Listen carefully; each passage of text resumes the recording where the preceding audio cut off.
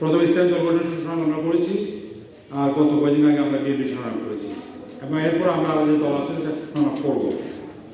এই সংগ্রামের কোনো বিকল্প করতে নাই, কারণ এর মাধ্যমেই ঐক্য করা সম্ভব। ইসলামী দর্শনের সাথে কার্যকর ঐক্য গঠন ও একই সাথে বেশিরভাগ বিরোধী জাতীয় ঐক্য প্রতিষ্ঠায় খেলাফত মজলিস তার প্রচেষ্টা অব্যাহত রাখবে। এই প্রচেষ্টাকে আরও ত্বরান্বিত করার জন্য আমরা বিভাগীয় পর্যায়ে ফেব্রুয়ারি মাসে কর্মসূচি ঘোষণা করছি। আগামী ফেব্রুয়ারি মাসে বিভাগীয় সদরে আমরা কর্মসূচি পালন করব এই জাতীয় ঐক্যের গুরুত্ব এবং জাতীয় ঐক্যের দাবিতে।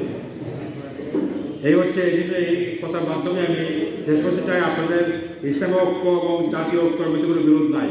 আপনারা অনেকে বলছেন আমরা ওইটা করা উচিত, এটা করা উচিত না। আসলে আমাদের জাতীয় ঐক্য প্রয়োজন, বিশেষ করে প্রতিষ্ঠানে তাকে ঠেকানোর জন্য। তাহলে আত্মহত্যা করতে না পারে এই জাতীয় ঐক্যের প্রয়োজন। কারণ ভারত চক্রান্ত করে আপনারা জানেন, এবং তাদের দূষণ এখানে বসে বসে ঘাটমিলি থেকে চক্রান্ত করে যাচ্ছে।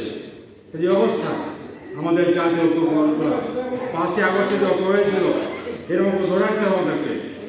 আমরা যেগুলো বাদ দিয়ে নিজেরা এখন কাজ করা শুরু করে মানের মধ্যে তার মধ্যে খারাপ হয়ে যাবে। এই জন্য আমরা চাই জাতীয় ঐক্য গড়ে উঠুক, তার পাশাপাশি ইসলাম দল হিসেবে আমরা চাচ্ছি। আমাদের দাবি হচ্ছে যে ইসলামী দলগুলোকে ঐক্যবদ্ধ হতে হবে। এই প্রোগ্রামে চলছে এবং জাতীয় ঐক্যের প্রক্রিয়া চলছে, দুইটার মধ্যে কোনো বিরোধ নাই, বিরোধ মনে করি না। এই দুইটাকে একত্রিত আমরা চালিয়ে যাবো ইনশাআল্লাহ, এবং চূড়ান্ত হওয়া পর্যন্ত এবং নির্বাচন যদি এসে যায় আসা পর্যন্ত আমরা চালিয়ে যাব। এরপর আমরা ঠিক করবো কীভাবে নির্বাচন করা হবে। ধন্যবাদ আপনাদের সবাইকে।